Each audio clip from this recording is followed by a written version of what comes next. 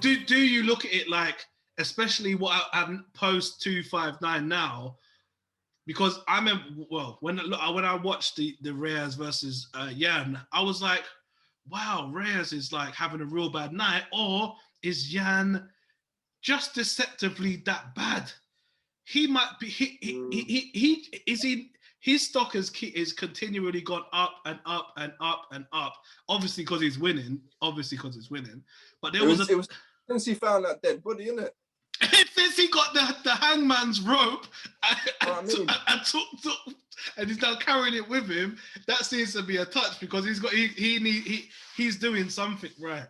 And you know, I'm gonna probably go back and watch the Reyes and Yan fight again now after 259 because almost when I watch a fight, I look at it from one fighter. I pick a fighter almost. I look at them, how they're doing, how they're moving, how they're reacting, how their offenses, the defenses, and all the rest of it. But when I want to go back and see, because I know that Yan was kicking the shit out of his ribs. Yeah, that was like pretty obvious. But and he's got a super long torso as well. So I was like, yeah, that's quite obvious to do. That's not like rocket science.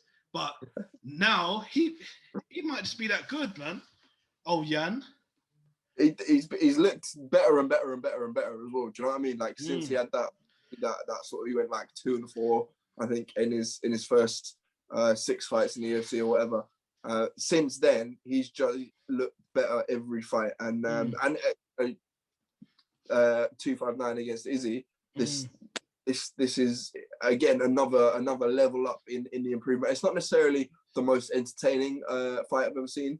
And it wasn't the most one-sided either. I think some of the scorecards, I think, made it look like it was a little bit more one-sided. Izzy was in with a shout throughout the fight.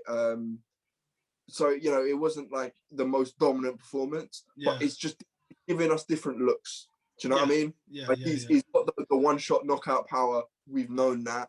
The body kicks against Reyes, again, great. Another different look. This time against Izzy, he was giving us another look of someone who can sort of score points with the judges, go 5 rounds, use his wrestling when needed. And Izzy's one of the best strikers in the entire sport, and he wasn't losing. It's not like he needed the takedowns. It was close, of course, but it's not like he needed. Everyone was like saying, "Yo, this guy needs to take him down now, or he's fucked." Yeah, like, you know what I mean? It made sense to do. It made hella sense to do that. Yeah, of course. And like I said, I think we're just getting different looks from Yan, and he's sort of showing his versatility as a fighter. And he's more than a one-punch knockout artist. He's more than a grappler. He's more, you know what I mean? He's got a mixed. Yeah, exactly. A mixed martial arts repertoire, which is ready and able to display at a drop of a hat. And I think looking back at 259, maybe kind of going back through, there was a lot that happened. Yeah, and it makes me realize it wasn't as of a shit show as I maybe was thinking.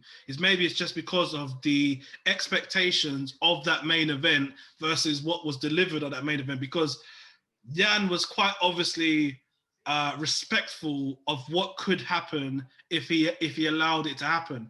But there was moments in that fight that I thought Yan saw what he had, because, you know, Izzy did Izzy's got this like left hook special move where he's like kind of always falling back and then like just, you know, he did to Robert, you know, that knockout, and I'm sure he done on Kelvin as well. He dropped that on Yan, and I'm not saying it didn't hurt.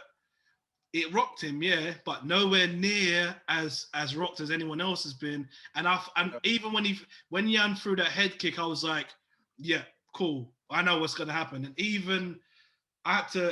we didn't record for a pre-259, but we had a discussion beforehand, and I feel like I just need to now always remove my bias and just say, look, if these men were in a pub, who's gonna win? And I looked at Yan and Izzy, I was like, Yan's gonna knock his block off, man. And there was times when I felt like Yan was gonna actually knock him out. And I was like, oh man, like I was not that I was happy that Izzy lost. I wanted Izzy to win because of what would happen next. Double champ, exciting. But I'm now okay with that, and I'm super happy to see what Yan's gonna go on to do now. You know, because I feel like after that fight, because the whole thing, to rewind it a little bit, the whole thing for that fight was a litmus test to see what Izzy would do against John realistically. That's what we was all thinking. Yeah. After that fight, I want to see Yan fight John more than I want to see Izzy fight John. Real talk. 100%. I agree with that. Yeah, no, I definitely agree with that. And that's for a multitude of reasons. One of them being that Izzy's too small for John. Izzy's small for John, isn't it? It's just the way it is. Do you know, okay, I've got a question for you that just sort of my own interest. You talked about your prediction of you, and you even said this to me before we put it up on the social account or whatever. You predicted that Yan was going to win by knockout. Was there any part of you that thought it was possible? I don't want to use the word possible too literally, because obviously anything's possible. But was there any part of you that thought it was in any way likely that Yan was going to win by decision? It's again, it's easy to say. So I thought it was going to be a knockout by left hook or head kick because of Izzy's. Because Izzy does something where he goes lean. He's like lean in, face, and he does a back and then off to the side. It keeps leaning, whoop, and it doesn't. It's like what Anderson Silva did in his prime, but then when Weidman hit him, he was still doing that, but he didn't compensate for the range. And I feel like Izzy's not good enough to be doing all that. So I feel like he was going to do that and get clocked. I thought it was going to be a third round knockout, but I also could have seen. I was expecting a Izzy standoff. Come to me because you're the brawler, you're the barrager, you're the marauder, and then let me counter you.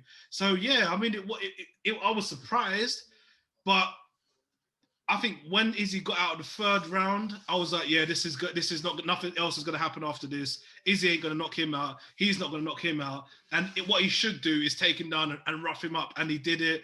And I think that only happened in the fifth, though. So I think the fourth, I haven't seen it since the night. It was the fourth round. Yeah. He took him down in the fourth, and then again in the fifth. Oh yeah, that's when he literally had both his legs up in the air, didn't he? He proper scooped him, and I was like, yeah. And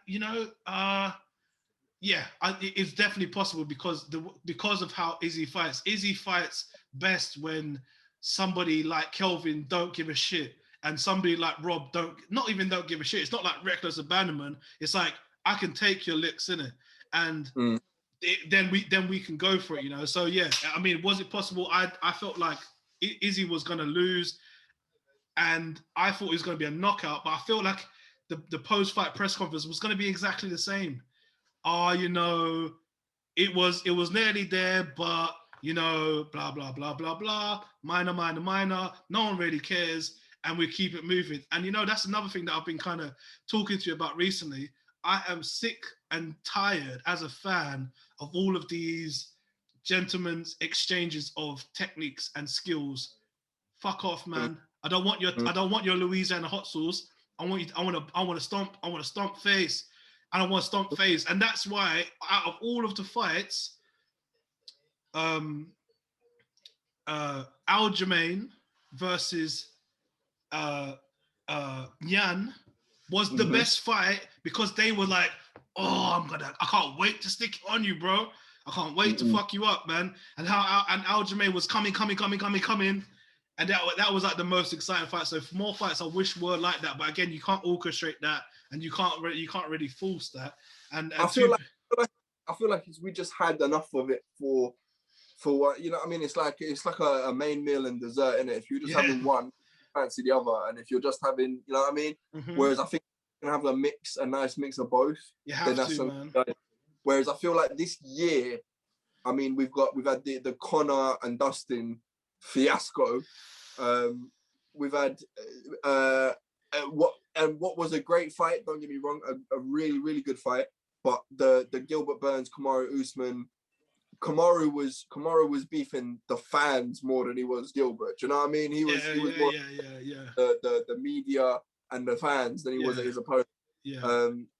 And again, like I say, with Yan and Izzy now, we've had a lot of friendliness over these last couple of months, isn't it? It doesn't equal, because it's that kind of factorable extra percentage that hating somebody's guts can either make you perform out your skin in a positive way, or can make you risk it all and fuck yourself up, and then lead on to the massive explosions of knockouts and all the rest of it. And as much as I don't want to manufacture that, and it should never be manufactured, Lord have mercy, man. Yo, I get that they're probably grateful to just be paid in this situation, fighting, doing what they love, but fuck me. I mean, Izzy and Yan as people, they're definitely gonna go. They'll jam together.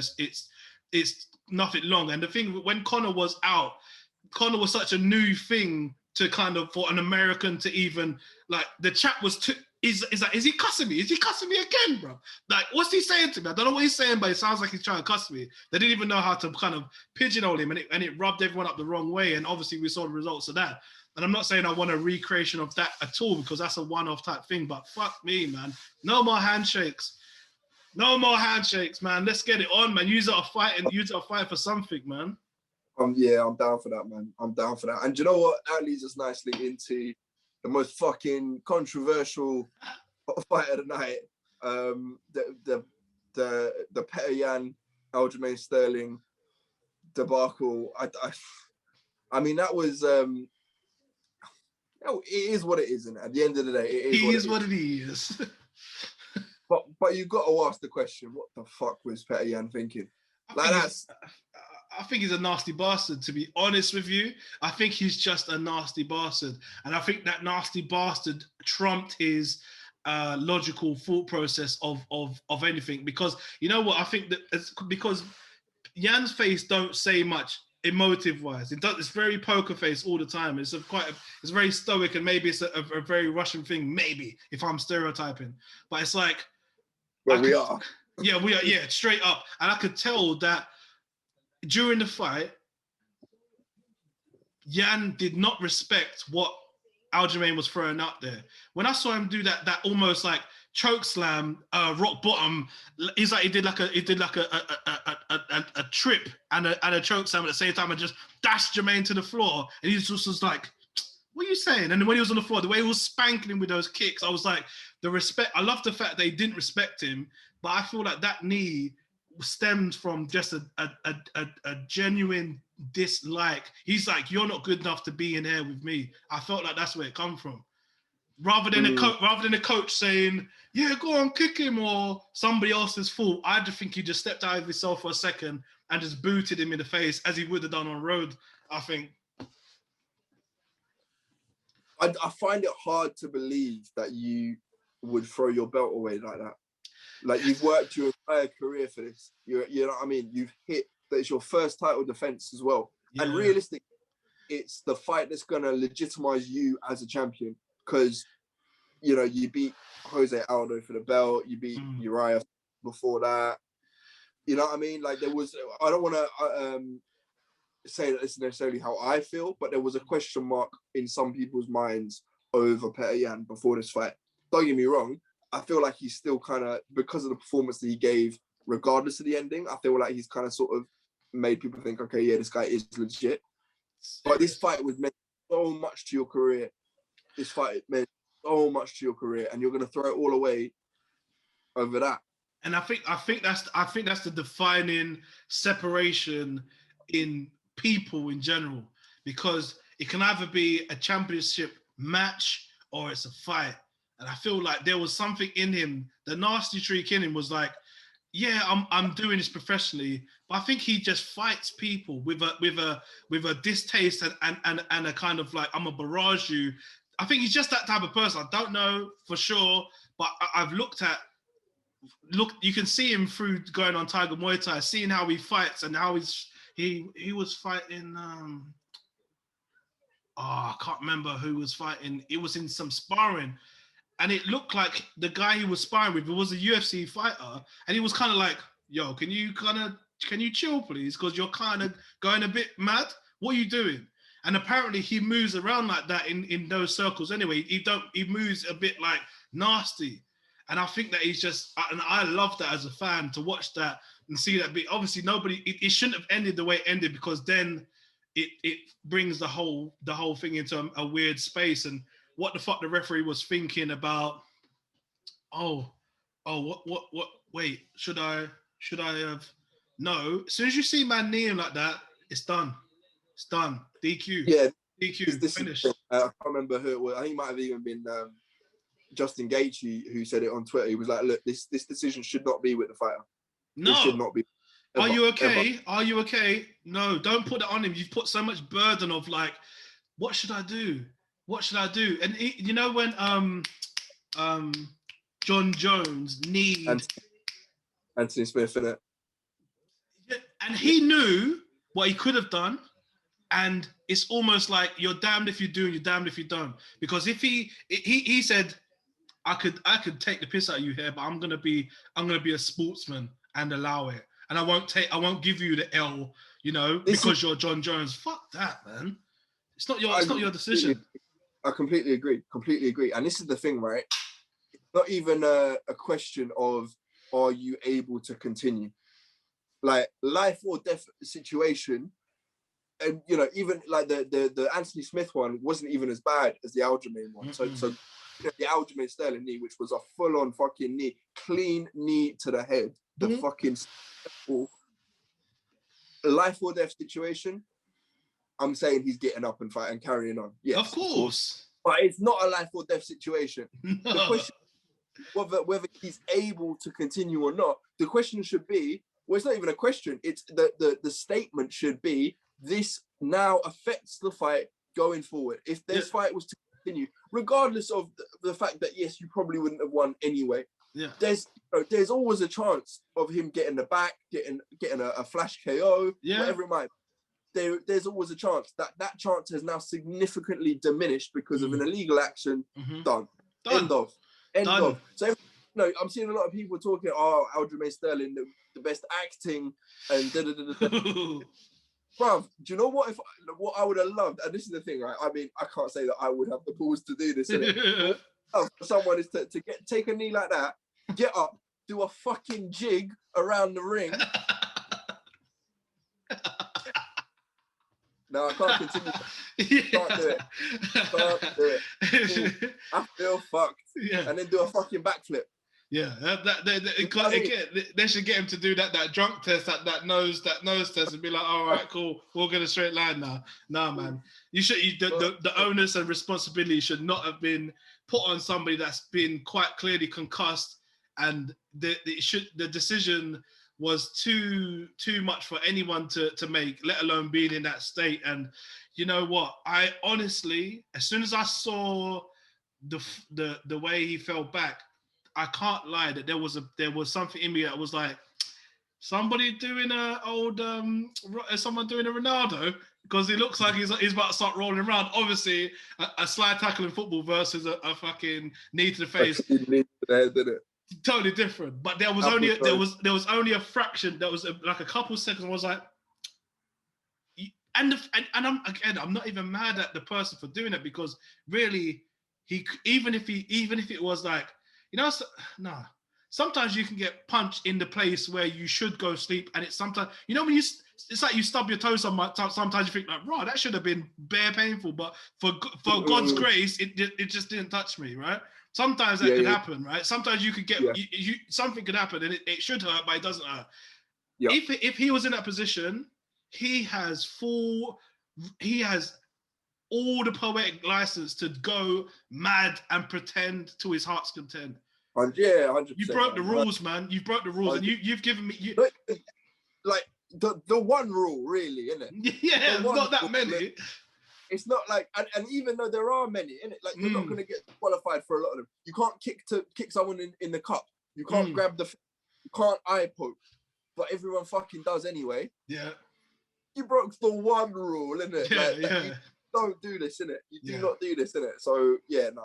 He deserves to lose based off of what he done, and there's no sympathy there for him at all. And Aljamain was damned if he did or didn't, because of the action of somebody else. So it's weird all round. It's very weird.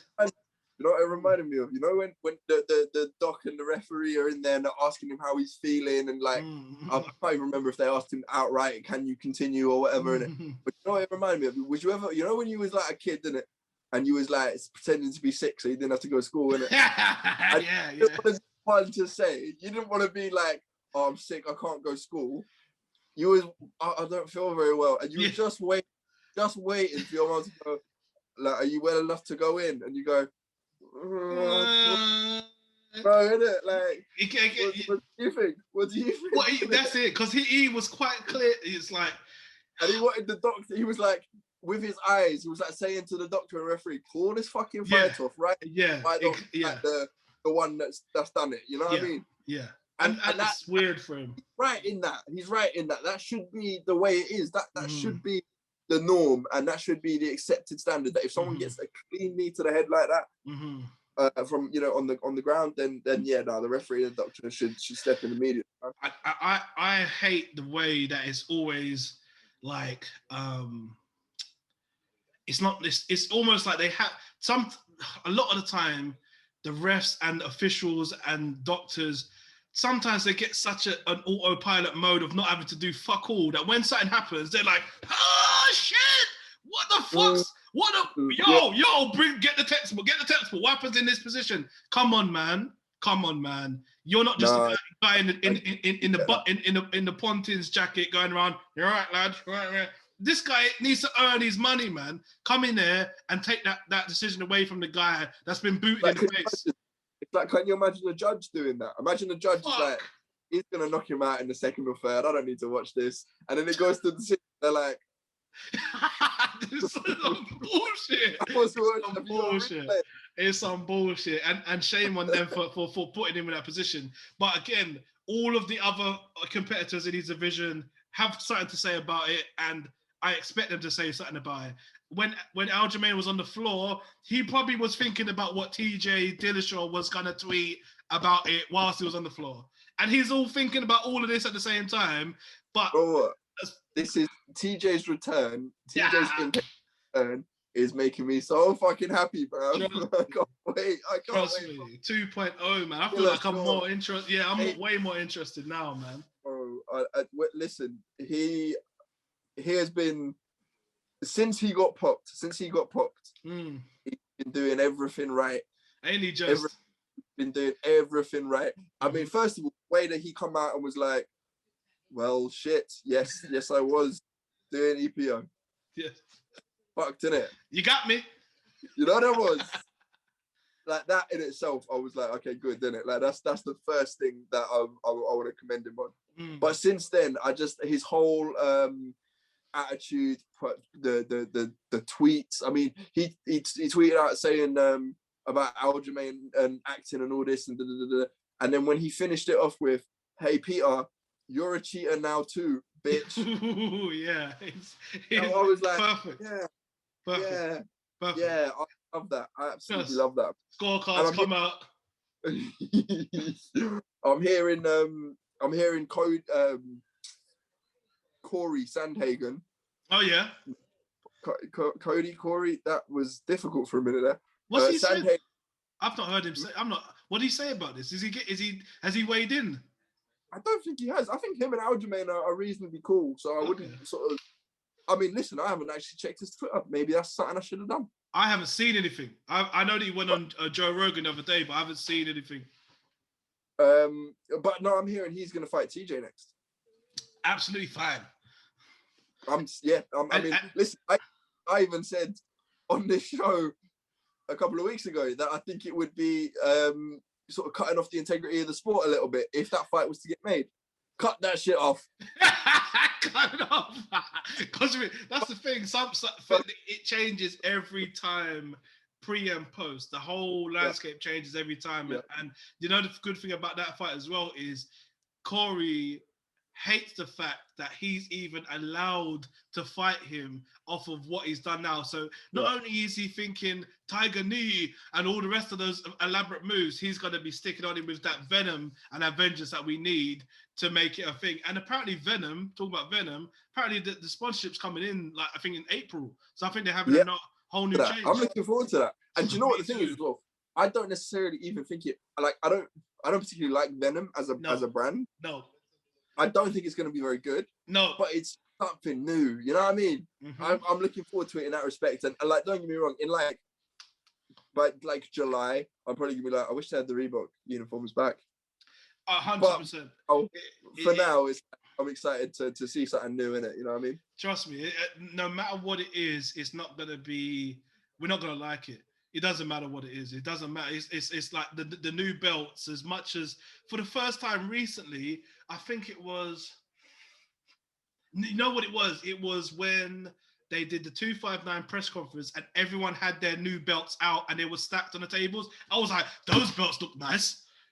Yeah. That looks real fucking dope. You know what? I feel like it was, but had they replaced them with the old ones, you probably would have felt the same.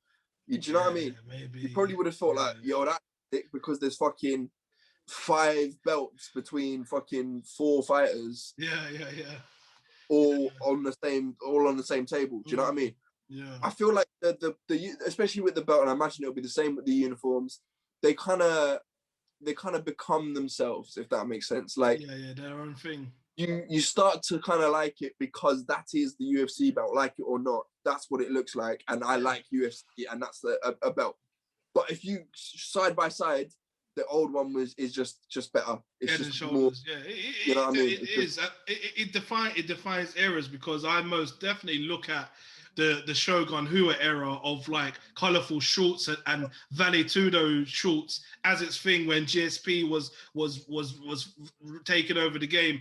That was a look, and I don't know how you would, whose era is this? Maybe you'd have to say Connor's era, maybe. But even Connor, when he fought Poirier 1, was still like advertising on shorts. So I don't know. Maybe that's a whole other conversation. But it defines it. It just breaks up. It just breaks up the thing. And I'm looking forward to seeing it. I'm not gonna like it. I know I'm not gonna like it. Don't like change. No. Do you know what? Yeah, that's it. We're stuck in our ways. Our ways, man. No. I want it. Not even gonna look at it. Trust me. Not away. But I'm looking forward to some change. Hopefully they do change the gloves in a fighter safety perspective. That'll be cool. Be cool. Yeah. Because I mean, like eye pokes, it's just not good, man. It's just not good. They could really, really, really impact the fight in it. So yeah, no, that's definitely needs to get looked at, man. Do you know what the thing is? One thing I'll say about the uniforms, I hope they don't try and do too much. If they're going to. Of course they're going to. Of course they're going to, bro. Because it's UFC, innit? Just bleed. Like, you know what I mean? It's just that kind of vibe to it, innit? And it's like I would be happy if they come out with a plain black pair that just said UFC on the corner of one leg and had the Venom logo small on the corner of the other leg. You know how like football shorts, innit? Yeah. You know football shorts? They got the logo of the brand and the logo of the team on small corner, done. That's it. That's it. I would like it in a solid color throughout, black, blue, green, yellow, whatever you want to do. It's gonna be wild. It's gonna look like a early 2000s gothic tattoo sleeve with someone spitting venom and like grunge written all over. It's gonna be like tap out all over again, and I can't wait to see it in Sports Direct. Soccer Direct in mind you though. Do you know how much a replica pair of UFC shorts costs online?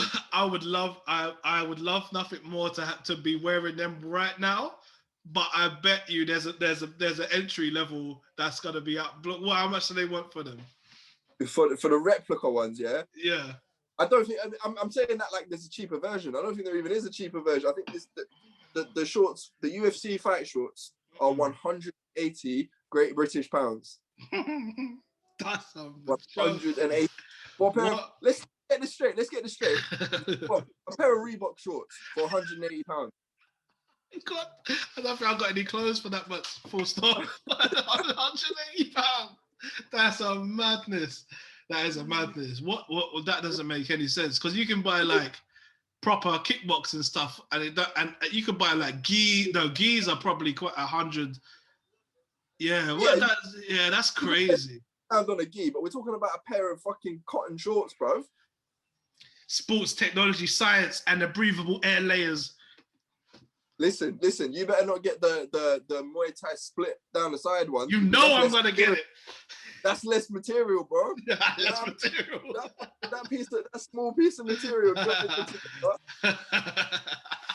Listen, value for money, right? Yeah, trust me.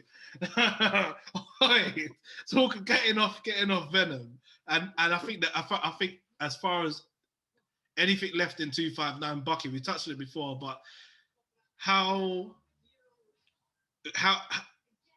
good was it to see Khabib in the corner of Islam, man? Just the best, isn't it? I feel like that was one of the highlight moments of the whole event. Yep, 100%, man, 100%. It's just nice that he's not because the thing, when Khabib retired, there was always a worry, I think, that he was going to disappear into the fucking mountains and never be seen again. Literally, the mountains. We've seen him twice in the UFC octagon since he retired.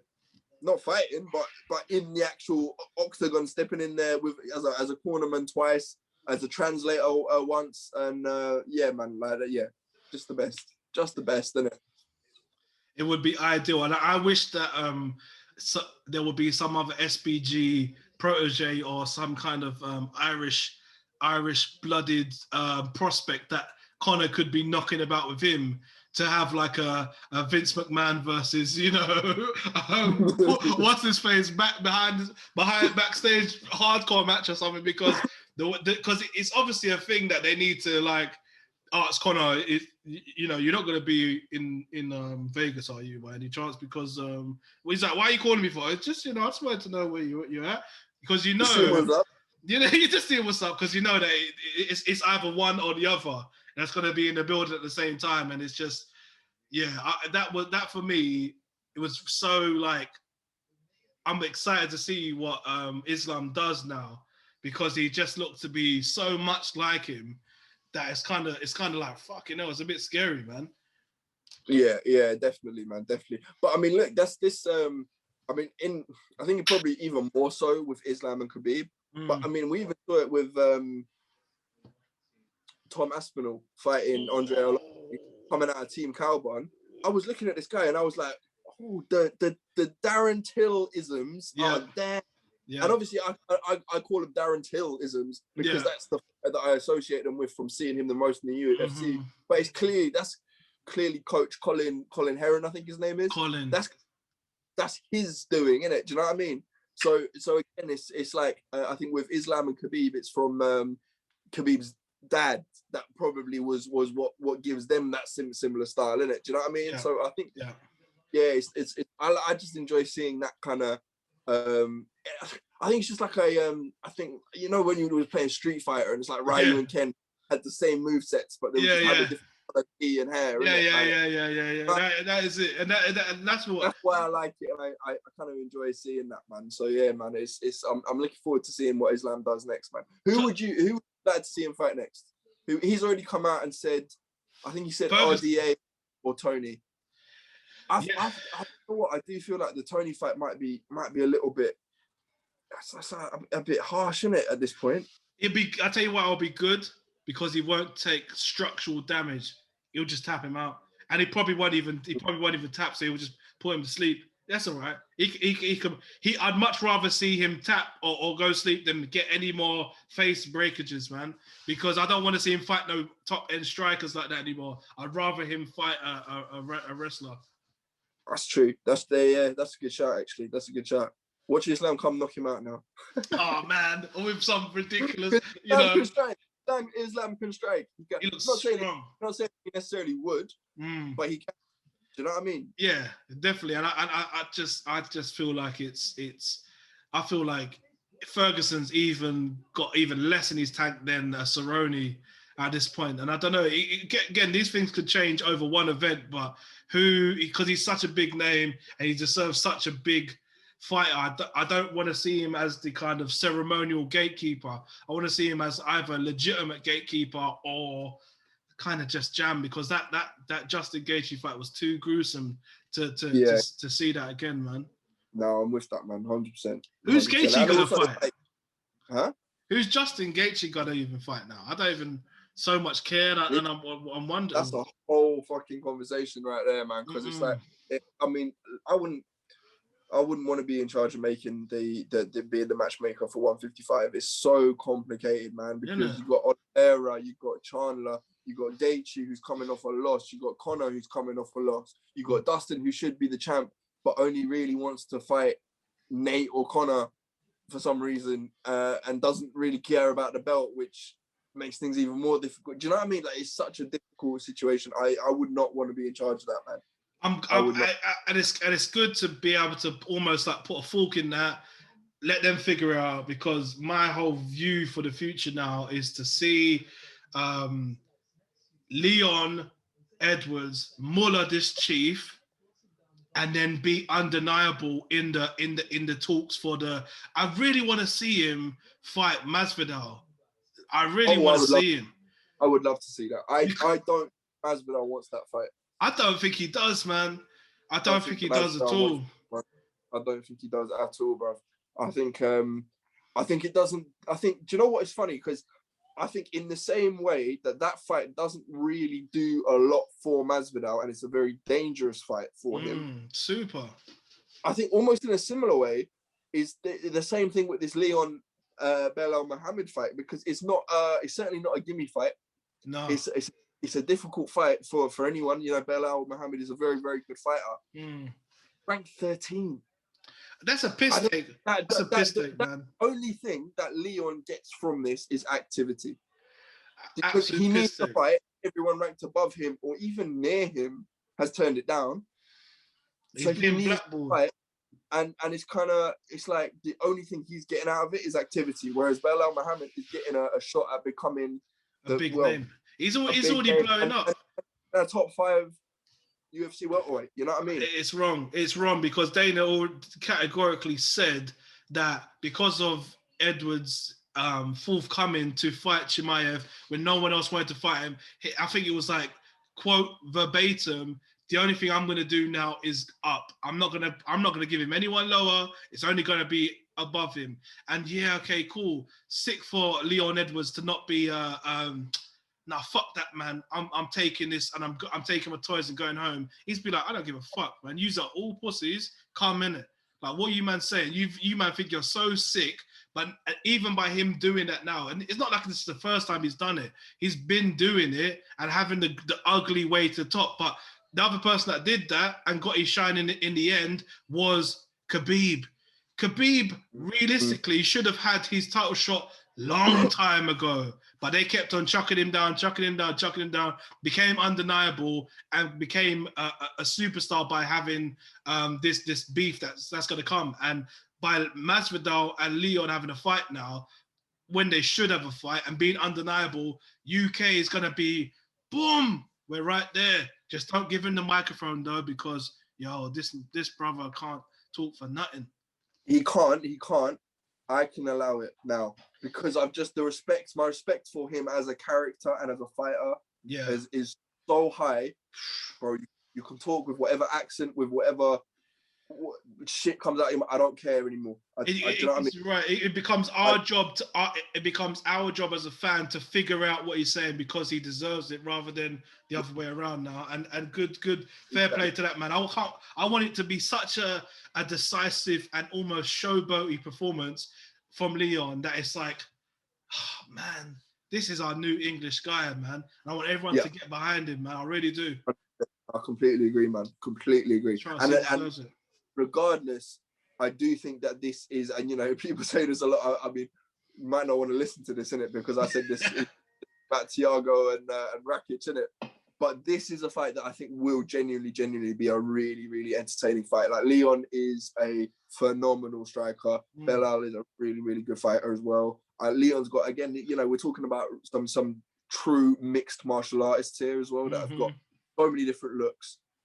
Hard bastards, man. Really, really tough bastards, innit? That have got a lot to fight for. And that Leon has got a lot of people to prove wrong, a lot of people to silence.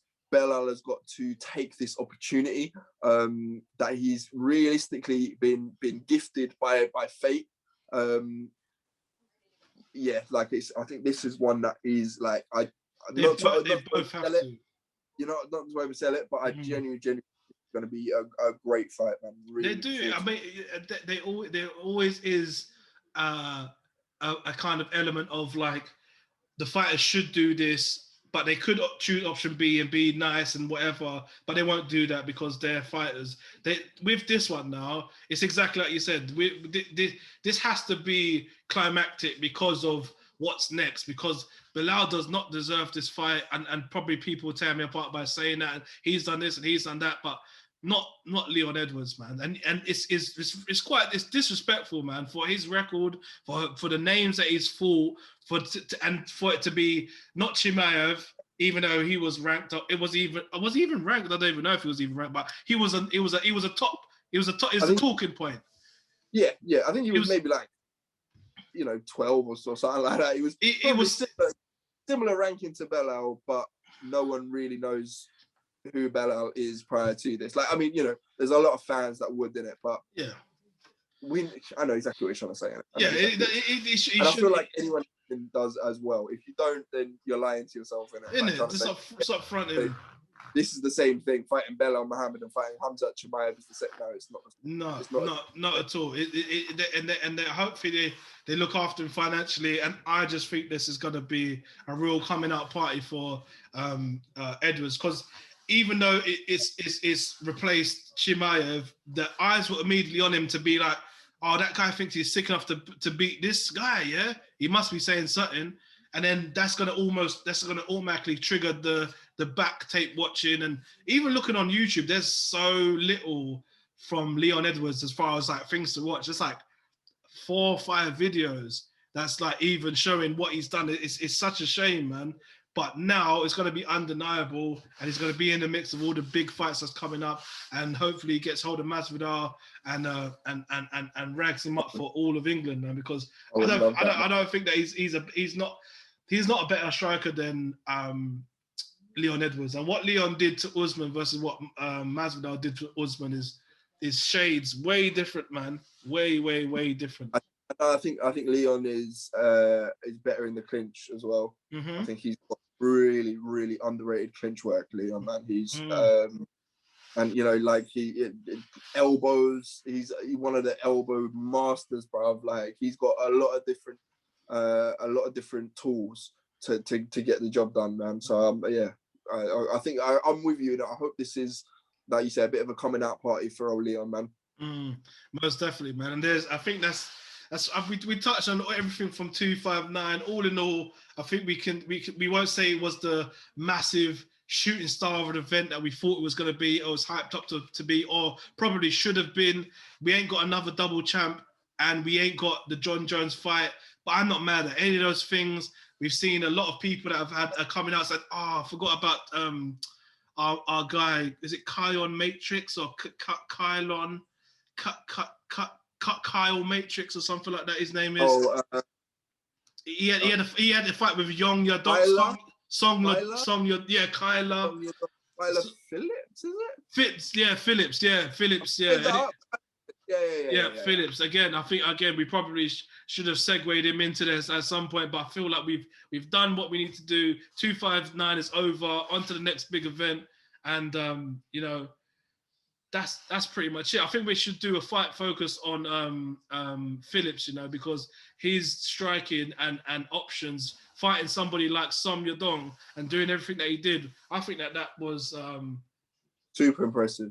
Really impressive, man. Yeah. Really impressive. But again, I think time's running on, and we need to. Before we wrap this up, prediction for Leon and Belal.